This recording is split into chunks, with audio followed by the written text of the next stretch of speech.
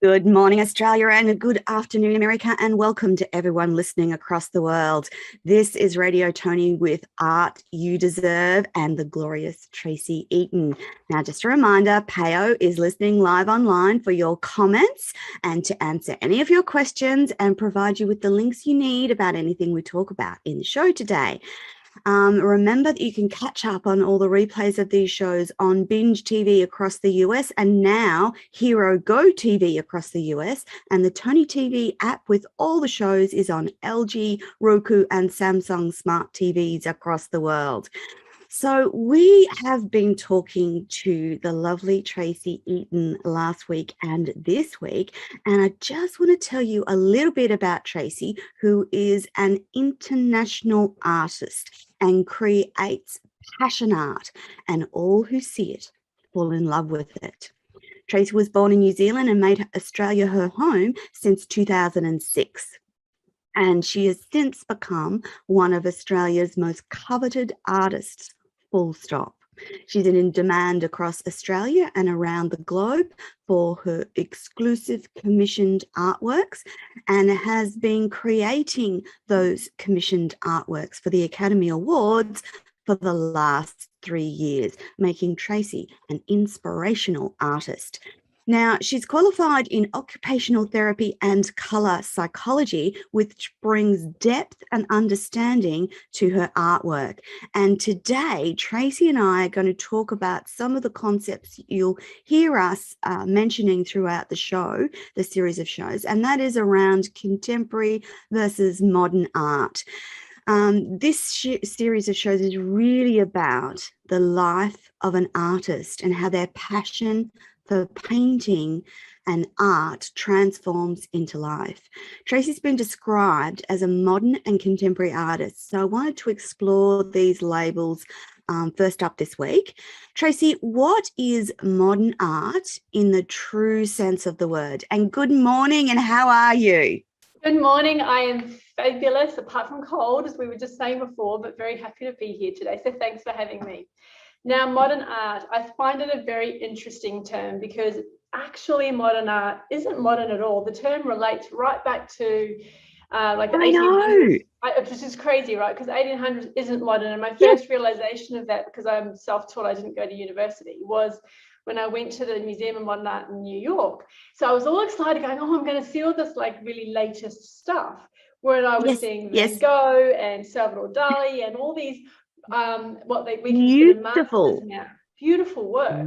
But the reason they called it modern art is it really was actually the beginning of artists really quickly and strongly walking away from what was historically traditional art, which is realism, painting something exactly how it looks.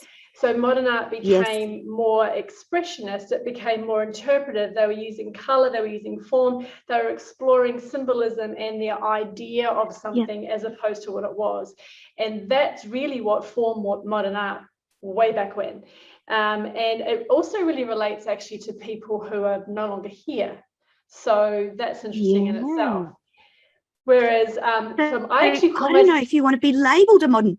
I don't know if you want to be. Well, let's talk about that because I've thought you're right. Hello, I'm not dead. I'm here. I'm fully here. Woo, thank God. So hence my contemporary artwork, like in the true sense of the traditional sense of the word, or the artistic industry sense of the word, I am a contemporary artist because I'm current. I'm here. I'm alive. I'm still painting, and I paint based on what's happening now, what I'm feeling, what I'm experiencing, and what the world's seeing. So that's what contemporary art is. However, I like to be a little different, and I'm not a traditionalist in any way. And I call myself a modern artist because when I first went into full-time business, the majority of my clients are just an everyday person who are not necessarily art collectors, who don't truly, who don't really understand all the ins and outs of the art world, which incidentally you don't have to. So for me, no, you don't. I felt the word modern indicated to people who don't necessarily have a historical artistic background that I paint in a more expressive way. It's not realism. So that's why I chose to call myself a modern artist. So interesting, I'm kind of running these two worlds. We are in the traditional art sense of a contemporary artist, and that's why I'm listed in, I was listed in a book for the leading contemporary artists of 2021 around the world, which was so amazing. In that area, I'm contemporary, but in my mind and in my clients' world, because as I said, most of them are just people who want something for their home, a beautiful piece for their home. I'm modern. So they're buying something that is a piece of beauty and it's unique and exclusive versus from the traditional. That's right. Art. It's current today. So in their world, I believe that's modern. So that's why I chose, because I'm more committed as a person and a brand, I suppose, to working with people who just want to have something beautiful. And I don't care where they come from. I don't care what their knowledge is. All I care about is they want something fabulous. And to me, that means we can be modern and funky. Hence why I chose the word modern art. Even though traditionally and officially it's not quite right. Crazy. So from the traditional world, you're labeled contemporary. But if you look at some of your beautiful artworks, though, they lend themselves to that modernist era from the bygone anyway. But so in terms of what, I think if you think about modern art as a broad definition, which is that symbolism and all about subjective experience, then absolutely that's how I paint. No question. So I kind of broadly fit that term, but when you think about the fact that that modern art era really depicts people, as I said before, they're no longer with us and sort of finished around the 1950s or 40s, 50s, I so obviously don't fit that part of the mold. Thank God for that. I'm so glad that you're still painting. Me too. So, Tracie, your art does feature portraits and landscapes, but it's also peppered with beautiful and stunning abstract art. So let's talk about abstract art for a moment. How would you describe it in Tracie Eaton terms? Abstract art to me is really about a art form or a way of painting that is using, instead of once again traditional ideas like a landscape or something that looks like something. Abstract art is really about using color, form, shapes, just context that is completely random. So instead of having something that looks like a tree and the tree talking to you, what's talking to you is the color or the concept or the idea. And what I think it allows people to do when they view the artwork is really embrace their own experience and their own imagination and bring something that's personal to that painting. Whereas if you are painting in a realistic form, which is technically beautiful and very traditional, you know it's a tree. And you may resonate to a degree with that tree, but if you have an abstract form of that tree, you're like, oh my God, I love that color. Check out that line. Like, that reminds me of this. Or to you, it might not even look like a tree. It might end up being the surrounding of a bird. And to me, that doesn't matter. So really, abstract art for me really is about the color and the shapes and I'm painting in my head already. The techniques, the texture, the things that you see on the canvas is what's talking to you, as opposed to the actual subject of the painting. That makes sense. And it can be, and it can be quite complex and equally stunningly beautiful. And I understand that it takes quite a while to create those artworks. So can you take us through a bit of a journey on what it looks like and how it feels for you to create that abstract piece? That's an interesting question, because so many people look at abstract art, mine included, when I do paint total abstract as opposed to more an impressionist style of landscape. Yes. A lot of people look and go, oh, I could do that. That's so easy. And it's Yeah, actually no. not. A really good abstract piece has an immense amount of balance created. And that balance comes from positioning of color and form and shape on the page, what colors you use together, how busy it is or how not busy it is, how many layers are involved. So you really, from my perspective, when I look at a blank canvas and I know I'm doing pure abstract, I have an idea of a concept in mind, but for me, it's really free flowing. So whilst I definitely start with a color palette, and I know what I want, what colors I want, because I know a feeling I want it to have. But how it transitions and how it actually morphs is entirely up to the painting. That's how I paint. So when I'm creating layers, I'll be like, I actually did it with yours. I'll show yours obviously later. But when I'm doing it with some of the base layers, I'm like, oh, I want this there and this there. And it's not like I'm consciously thinking about that. That just evolves as it happens. So that's why I love any form of abstraction or impressionist stuff, because it allows the painting to take its own path. Which sounds, I know, a little bit airy-fairy, but it's so true. No. I don't control, once I get started, I don't control all of the components. I'm not thinking, as I said, there's this stage and this stage. I know that I need layers. I know I want color blocks in this area. I know I want some negative space here, so that's kind of smooth. I know I want texture here, but the real intricacies of that just morph over time. Yeah. Tracy, you talk about, as an artist, being in that beautiful flow state where your creativity is the one driving the creation of the art piece. And I know you and I have spoken about that flow state before, but what is it for an artist? Can you describe that state that creates that beauty on the canvas? So how long have we got? Yes, okay, we've got a while. This is a good question, because that's right. You can take a long time.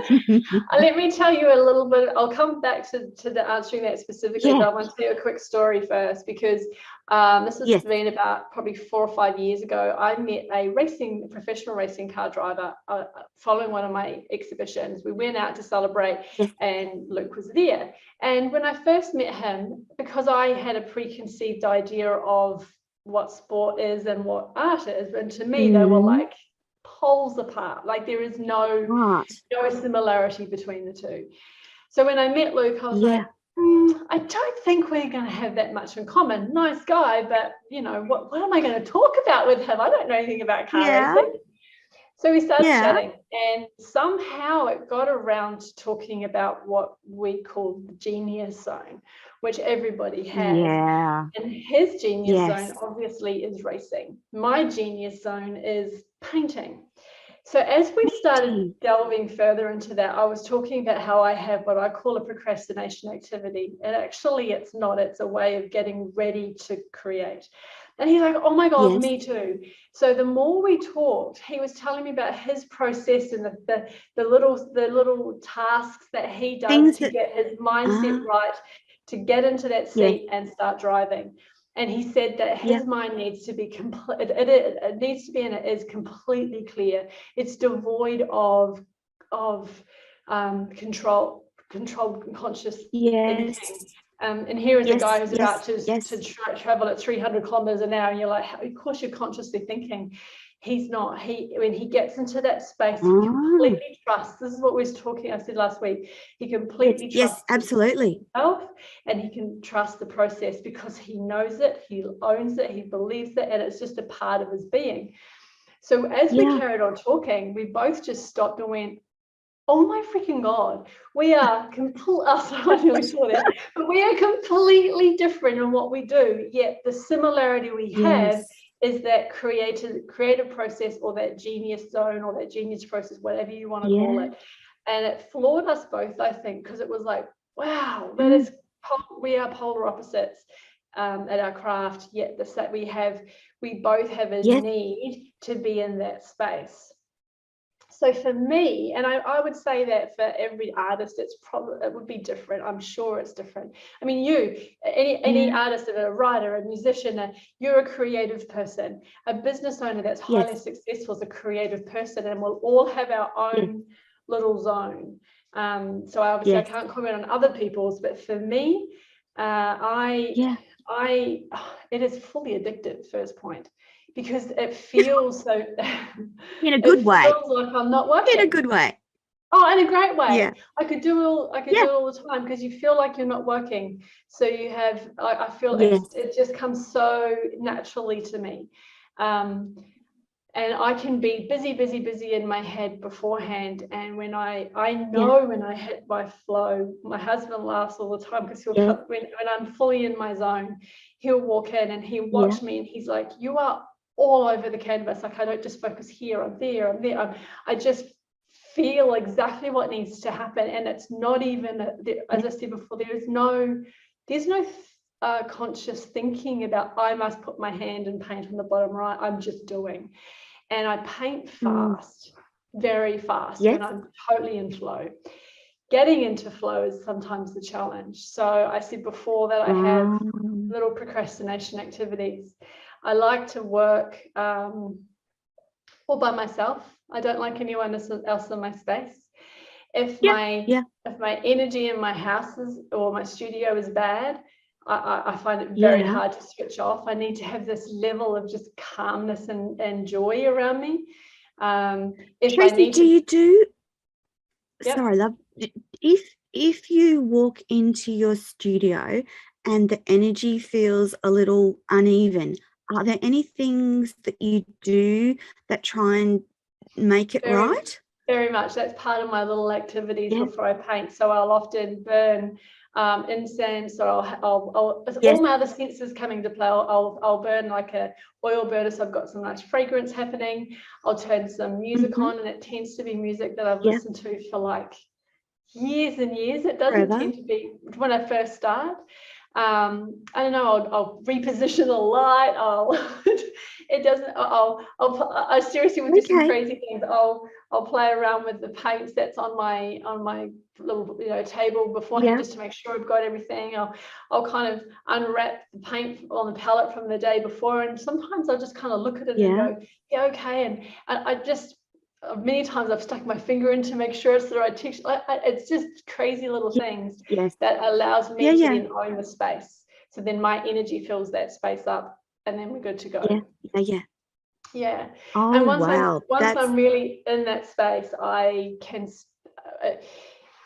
like to stay in it. So I'm not an artist who paints for an hour. I'm an artist who paints for 8 or 10 hours at a time. I love that. That is my ultimate. So I know, like this morning I was up at 4:30, and I thought, oh well, I've got this at 8 o'clock. By the time I've had breakfast, I'll cleaned up, I'll have about an hour and a half. No, it's not worth starting, because to me, I want to be in it. I'm all or nothing. Remember I said that last week, I'm all or nothing. So I want to be in it all day. So it does get frustrating. I get quite agitated if I get interrupted. Because then I fall back into it quickly, but you have to go back. I don't want to be back. I want to be in. So Tracy, do you try and schedule time so that you have that big length of time in which you can just stay in that zone and paint? And does time tend to stop during that time, so that you're painting and painting and painting and painting, and then suddenly realize it's dark? Yes to both. So the busier I became, the more I realized in running a business, obviously I have my business brain and my creative zone. So I schedule my calendar so that Monday, Wednesday, Friday I paint, Tuesday and Thursday are my admin days, and when I'm really busy or the mood takes me, I'll paint on one of the days of the weekend. I'll always aim to have at least one day off. That's important, because that's the other part of, for me, being in flow, is I need to give myself the space to be invigorated and re-energized and re-inspired to get into that flow quickly. So I am quite structured with my time.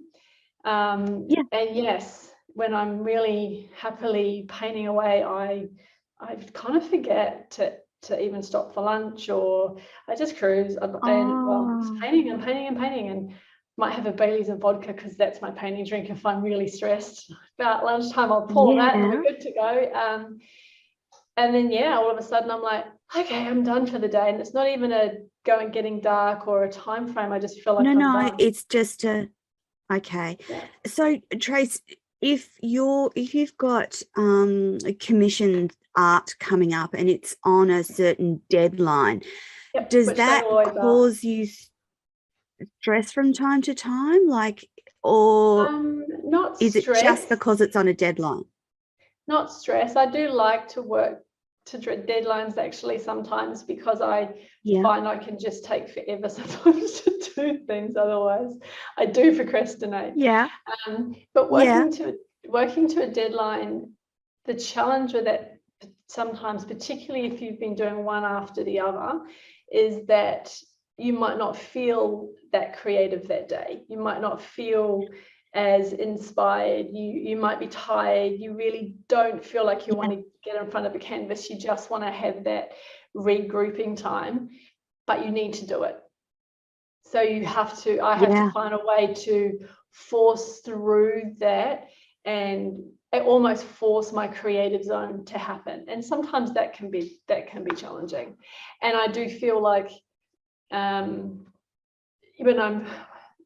best paintings that I do, I believe, are the ones that I'm in total flow and I'm really chilled and I'm really relaxed. And they always sell fast. I paint them fast and they sell fast. And I know that that's the case. Whereas with some of my commissions, I feel like I need to just power through. Once I've powered through that, it's not even a block, it's like a little lump, because I'm like, I'm not totally flowing. But once I push through that, then I'm good to go.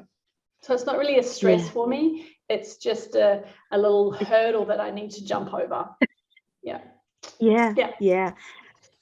As we're talking about this being in flow state and your genius zone, there's and we talked about this earlier, that there's a certain the colors have certain influence on your energy as well, which leads us into that conversation about the psychology of color.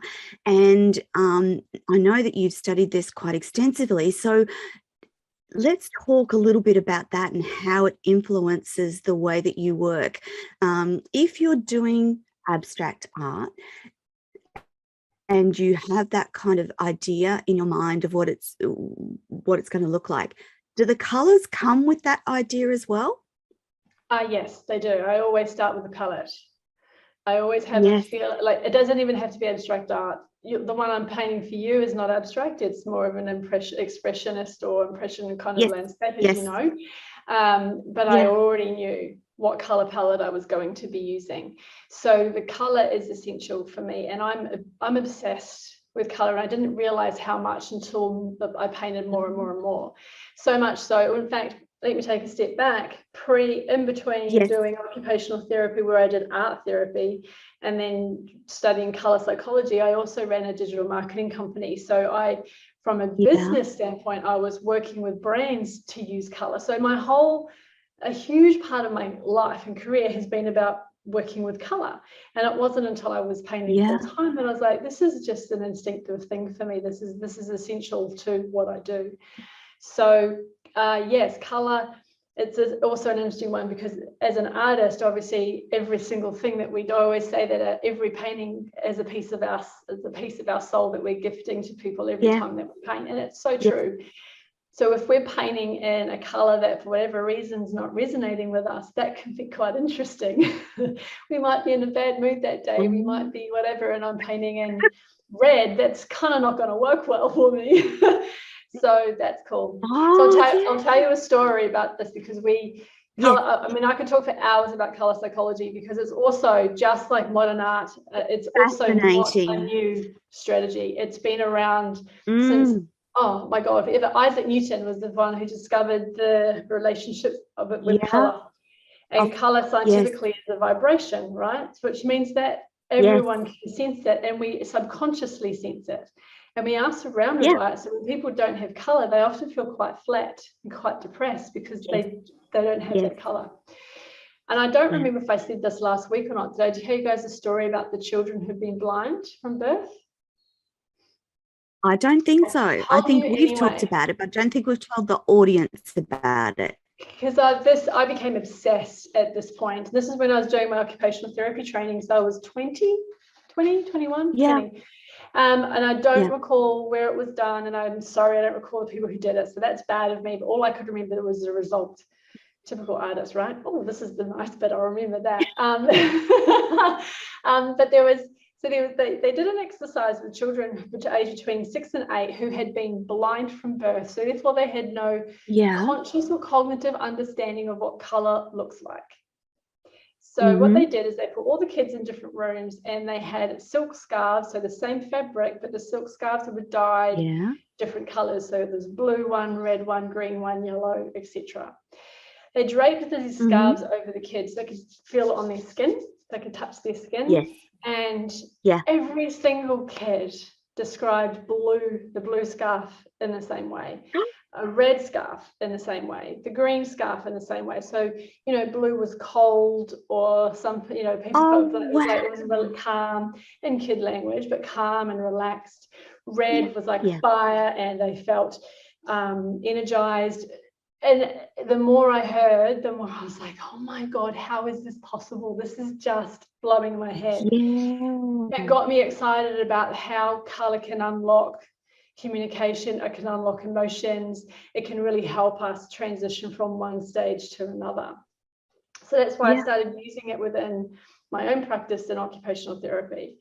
So for me, not only do I paint because I want to bring some beauty and joy to the world, I feel like this is my way of helping people transition through a change period in a really gentle way. And I know it works personally because I was years ago doing a commission for, gets me excited this bit big, for a commission for a charity. And the charity was for domestic violence survivors. So I wanted to create, it was a painting that was going for auction, and I wanted to create a piece that really reflected how they may be feeling, or women, and all of the emotions that they've gone through. So all of that.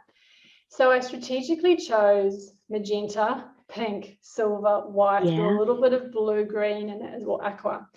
Now, at the time, my whole life, I've hated pink. I've never been someone who likes pink. It's like, oh, it's like the worst color ever. I didn't like it at all. So at the time when I was thinking about this, I wasn't even consciously thinking that I didn't like pink, but this is the color that the painting had to be. So here I am as the artist painting a color that I detest. Think about that for a second. And I was painting this piece, and over the course of about 3 days, I started to get really, really agitated and emotional. I was like this. I started crying. I was upset. I was like, I can't do this. I was throwing my brushes down, and I said to Wayne, like, my husband was like, what is going on with me? So I went to the studio the next day, started again, and I was like, I can't do this. So I threw my brushes down, took the canvas off, put another canvas onto a table so I could pour some painting. I'm like, I'm just going to start another one. And I once again wasn't consciously thinking about what I was doing. I poured all this yellow and green and all, like, just totally contrasted colors, finished that and went, oh, thank God. And it was like I took this step back and I could calm down. And the moment I did that, I realized pink is all about, and magenta specifically, is Yeah. all about universal love and self-love and caring for Yes. others. But most importantly, it's about being self, loving who you are, I guess, and knowing what your gifts and what you can give to people. That's why I didn't like pink. We've all had our challenges, and there's a long period of my life where I did not value myself enough, and pink was firing up all of those negative self-comments that were going on in my head on all of those emotions. And the moment I stepped back from that yellow and I just hit me in the head, I was like, oh my God, you idiot, you so know this. I studied this. This is exactly what's going on. But because I was immersed in it, I didn't see it. Anyway, as soon as I realized that, I could take a step back. I took a couple of days and went, I've got this. I brought some stuff up for me that I thought I dealt with. So I had dealt with that. And you dealt, yes. I went back to my studio, finished the painting within a day and a half, and spent like the next literally 3 or 4 months wearing pink nail polish. I bought pink tops. I was like, oh my God, I've got pink everywhere. And then I've created, I'm not like that. So the point being is that we don't even sometimes know what color is going to bring up for us, but it will do it. Categorically, I've seen too many examples and felt too many of my own examples to not understand that color brings up emotion. It's amazing. And so, Tracy, that when you were marketing, I'm guessing that the same thing happened with branding colors and palettes for businesses. So think about McDonald's. It's the perfect brand, right? It's a fast food joint. Red is about fast action and impulse buying. First point. Yellow activates your mind and increases hunger. Hello. It's like, oh my God, whoever created that brand, I'm like, oh, you were amazing.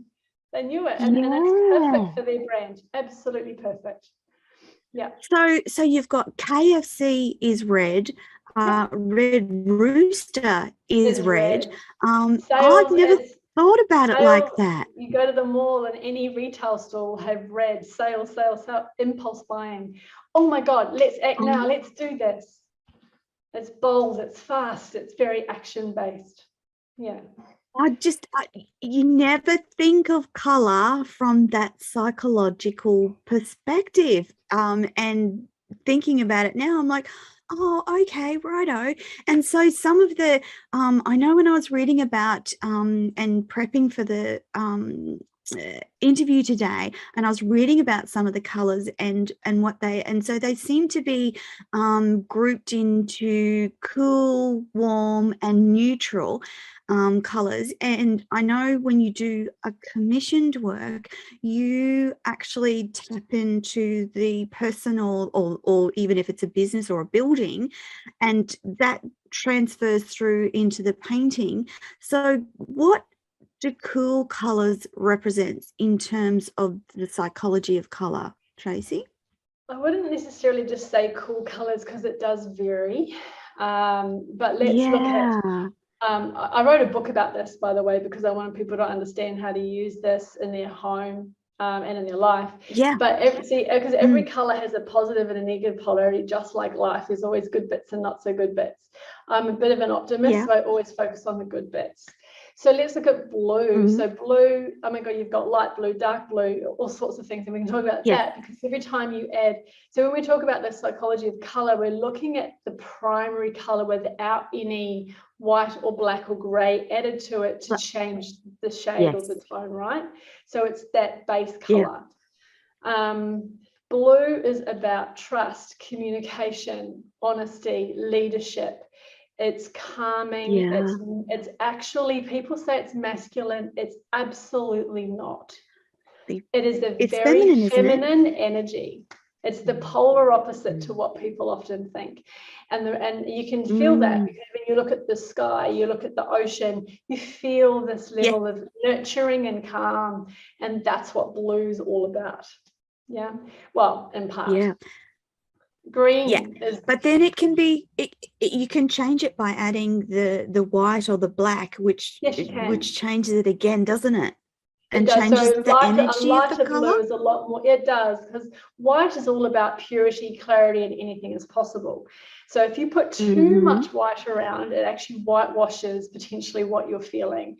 But white, when you add it to a color, so you think about blue being trusted and nurturing and leadership, a light blue is all about communication and speaking your truth. Because obviously white's about clarity and purity and openness. So if you've got openness and communication and trust together, it's about absolutely speaking your truth. So and there's examples of people who do public speaking when they're feeling anxious, or they'll wear light blue rings, or they'll wear light blue clothing, and it will help to actually just allow them to open up and speak. Yeah. So you can use it in so many ways in life. It's just the more it's a little rabbit warren. You could delve into it and speak about it for hours, because you can use it in every facet of your life. It's like, women are good at it, right? We'll get up in the morning, we've got to have a cup of coffee, we walk into the wardrobe, like, what am I going to wear today? Oh no, I don't want to wear black. I feel like wearing this today. And we don't even think about why we may feel like wearing that. And it could be the style, of course, but I can guarantee you it will also be, for some reason, that color is resonating with you that day. It's making you feel good that day. You might need it. You might be feeling a bit low, so you don't really want to wear blue. You want to wear something that's going to pep you up a bit more. You might feel like red. You need, like red. Yeah. You might feel like you need some confidence. So you'll wear black, because black is protection, it's strong, it's powerful, and it's a confident color. So is red. Red is a confident color.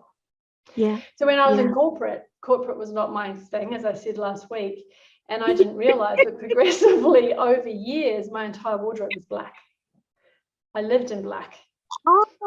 And I was overbalanced with it. So there wasn't a balance, but there was black everywhere, because I needed a mask. I mean, it's like a warrior sticking on their whatever, or I needed that, and that's what black gave me. Whereas if I wore Tracy,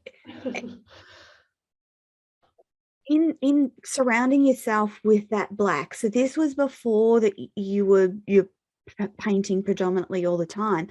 Do you think you were trying to like stop that creativity and color coming out? Is that part of what the black was around? Or was it more about? I hadn't thought about that. But I feel like maybe, but I do feel like it was more about giving me the strength and protection to continue, and the confidence to continue. To do what? I think so. Yeah. But I hadn't thought, now, black would suppress things. So potentially could have been just like, no. Because inside of you was this mastermind, creative artist. And beauty and color and mix and gorgeousness, and it hadn't yet come out, but possibly deep within your soul it knew that was there. So your soul knew that at me. It was fully screaming at me to embrace it. Let loose. Go nuts. I still think of the courage that it actually took you to go from what you were doing into the artist space, because, and we talked about this, there is a misconception that artists are undervalued, and it's you're going to be poor for the rest of your life. Those sorts of things tend to come into our mind. We think of artists, but that's not what it has to be. So you've created this amazing business and life from following and allowing that creative passion to be transferred into the artworks you produce. That's true. And as actually the discussion we had yesterday, there are moments where I have to remind myself that the best service I can be is to actually just stop trying to control and drive all the time. That's a very masculine trait, but apart from that, it's very business trait, and it's not going to serve me to get where I want to go. I think you're right what you said. I think art in some cultures is devalued. I don't think Yeah. it's not And it should seen never be. It should never be. Even at high school, going through school, we're told that art isn't a real career. So, and I don't know, I don't have children, so I don't know if that's changed now, but I feel like, you know, if parents were given a choice for their child to be a singer, an artist, a poet, or a rugby player, or a netball, you know, they would be more leaning toward, in our culture, you know, definitely leaning towards sports. Yeah. And that's something that I would love to change. And my way, I guess, of changing that Absolutely. is just to continue to just create something that is beautiful. Because I was talking to someone the other day, actually. It was you as well. And it's, you know, what people just want beautiful. People value beauty. Definitely. And I'm not talking about being traditionally fabulously gorgeous. It's not about that, but it's about when the sun's streaming on trees and it lights up the leaves and you can see it shimmering, that makes people feel beautiful. Good. Yeah, and it's a beautiful coloured sunset. People go, oh my God, that's so lovely. So people love beauty. They want to be surrounded by beauty, and that's what colour and art does. So I think it's a shame that that's not held up in higher regard in lots of cultures. And I think too, from so your artwork is not only beautiful, but a lot of the stuff that you do is quite big in terms of size and the capacity. I can't quite. I can't get it big enough. that capacity for the color and energy and size of an artwork to change the space. And the image comes to mind of someone sitting in front of a beautiful big artwork in a quiet museum, just a single person sitting and just being immersed in that energy and taken away from that's a powerful gift to humanity. And we need to value that we need artists more than ever. And particularly when the world is in crisis, we need artists to be creating. We need to come back to connect. Art and creativity helps us reconnect with ourselves and each other and what's important. Definitely. I recently completed a mural for a cafe. It's 11. Yes, it's great. Thank you. So 5 meters by 8 meters, 8.5 meters. Such a cool size. Yeah, it's huge. But it's exactly what you said. It was in a concrete jungle, essentially, which is what cities are. There was just concrete walls everywhere. They were wanting to create this really lovely outdoor oasis seating space. So we created this mural that had all these beautiful trees with flowers coming over, and you could see in the distance, and it felt like you were transported. That's into a meadow. Yeah, that one makes me think of a meadow. Yes, exactly. And it's just expansive and open. And when you're in a city, you don't necessarily feel and see that. So it's a beautiful way of transporting us into a space so we can just calm down, relax, take a moment and reconnect. And that is an amazing thing to be able to give someone. And it's I feel humbled to be able to do that. Yeah, because you like the big landscapes and big murals that you can get lost in that, can't you? Yes, it's so cool. I mean, I'm too free flowing. Look at me and the way I talk. I'm like, you know, I'm too expensive and expressive. So for me, painting on a canvas that's like this, which I had to do actually the first year when I did them for the Oscars, it was only 30 by 30. It was tiny, and I'm like, I feel like I was like this, and I just wanted to chuck it, or big brush strokes, and I'm having to do this, and I'm like, oh my God, this is so not me. Whereas like the easel behind me, it looks quite small, but it's 2 meters in length. It is big. It is. Which is big enough, and I stand in front of it, and I can't even, you know, I can't reach the edges. So, and it holds. I can paint nearly a 3 meter canvas onto it, so it's good. On that. Yeah. Tracy, just going back to the Oscars for a moment, when you did, I think it might have been the 20 this year, where you did the bigger paintings and then the gift was a small portion of the overall art. Yeah. So the original was quite expansive, but the actual gift to the actor was smaller, which I thought was a wonderful way for them to have a portion of that beautiful big painting, whatever it was. Of course, you know, my favorite is the Ellen DeGeneres. DeGeneres one, yeah.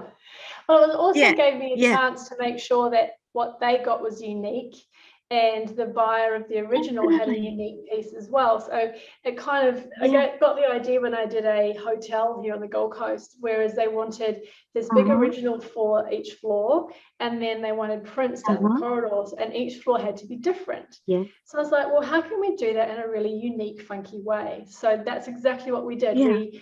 I chose zoomed up sections of the paintings, and then I produced that onto a canvas and then hand embellished it. And it was great. All of a sudden, I've now got like 5, 6, 7 paintings from one painting, and they're all different and they all still look funky. Yeah. So creative, so creative. Now, before we ran out of time last week, and I wanted to head back to one of the great fun things that we're doing with Tracy on the show. And so part of that, the show that we're doing is a commissioned work for me and my home. And Tracy's been taking me through this amazing commissioning process, which I don't know, it feels really, it's a lovely process. So it starts with a conversation, and then it goes into the space where the artwork's going to go, and then into the colors and the psychology. And it's just, for me, it's like a big warm hug of an experience. Thank you. But what it's really lovely, people. So if you ever want to have something beautiful, get a commissioned piece that is you and unique and specially made for your home, because the process with Tracy is just, it's beautiful. Anyway, so we've been going through this commissioning process and at the beginning, Tracy said, you make all your own canvases. So can you just quickly tell the audience how you do that and why you do that? Because I think the reason why you do it is fantastic. I didn't like, very simply, didn't like the quality that I could get in a store. That's the first point with canvases. Yeah. And I was also frustrated that I was restricted by size and shape, because I'm like, I want to paint what I want to paint, and I couldn't always get what I wanted. So I thought the only way to make sure that we do get exactly what I want is to make it in-house. So we create a couple of different types of canvases. One which is just stretched over a wood frame, which is called a stretch canvas or gallery mount, which is what yours is, which I'll show you in a second, because I've purposely kept it out of the frame so you couldn't see. And then so we do that as a standard. And if we're going to be doing a lot of heavy texture or pouring work, then we put an aluminium panel between, like I said last week. So that ensures, and Wayne, who makes them, is so particular that it's not even half a millimeter out. America, I'm sorry, I don't know what the millimeter and inch conversion thingy is, but anyway, it's like inches and there is no room, there is no error. I can promise you that every single canvas, because I know Wayne so well and how he works, it is perfectly square, and it stays that way. So the canvas we use is quite heavy duty. Because of that, I triple prime it, which means it comes double prime, and then I always prime it again. So in the last week since we spoke, we've been through that process. We've created your canvas, we've primed it to make sure, and priming is important because we use it comes with a titanium dioxide color covering, and it guarantees the canvas from wear and tear. Like, it's a lot harder to and because it's cotton, so it will deteriorate over time. Those primings minimizes that. And also being so white, it also is a great platform for the colors to burst off the canvas. So we do that, and that, so a really important process. And because we make them ourselves, I can have whatever shape and size I want. So I can walk into your home, or like we said over Zoom, I can look at your wall and go, oh my God, I reckon we can do this by this, let's do it. And I don't even have to question it. So there's nothing standard about what we do, which I like. That's good. And it means that, as I said, that was the other thing. And that was the other thing, Tracy. We were in lockdown, so Tracy was going to come and visit my house and see the space, but we were in a lockdown at that time, so we couldn't do that. So I walked around with my Zoom, and then afterwards, Tracy said, you need to measure this, this, this, and this, which I did and sent it off to her. So it's all been done virtually. So that means that Tracy can do artwork across the planet via Zoom and ship it to you. It's just, it's amazing. Yeah. And if we're ever not in lockdown again, and do you want to see? I know we're running out of time. Do you want to see what I know. I'm just, before we run out of time, let's have a look. I can't wait to see. I'm beyond myself. For a walk. I'll bring it up closely as well. This is from a distance. Oh my goodness. The first 2 layers of it. Can you see? Oh, that's beautiful. And so this artwork that Tracy's creating is exactly because Tracy, that's beautiful. I love it already, and it's not even close to being finished. Oh gosh, no, that's beautiful. Like first layer. Second layer, sorry. There you go. Yeah. So we've got drips. And so Tracy, I know. Tell me what's in there. We have, giving away all my secrets. We have copper leaf and silver leaf, which we've used for this stuff.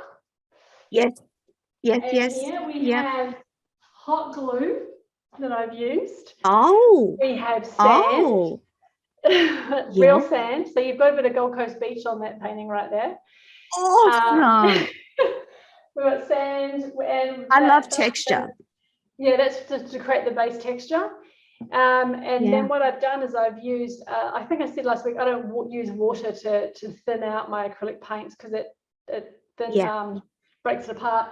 So I've created glazes basically that I have then popped over, and I've there'll be some time lapses I'll post by the end of the day on my website under your name, Toni. So guys, if you want to have a look, just go to Toni Lontes under art projects, and you'll see the transition and the progress. On TracieEaton.com.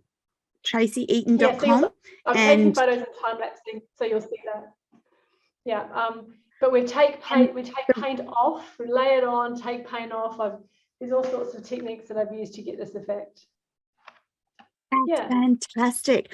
I'm so excited that we can do this and show your creative process, because I think that people need to understand how much time and effort goes into creating these unique masterpieces.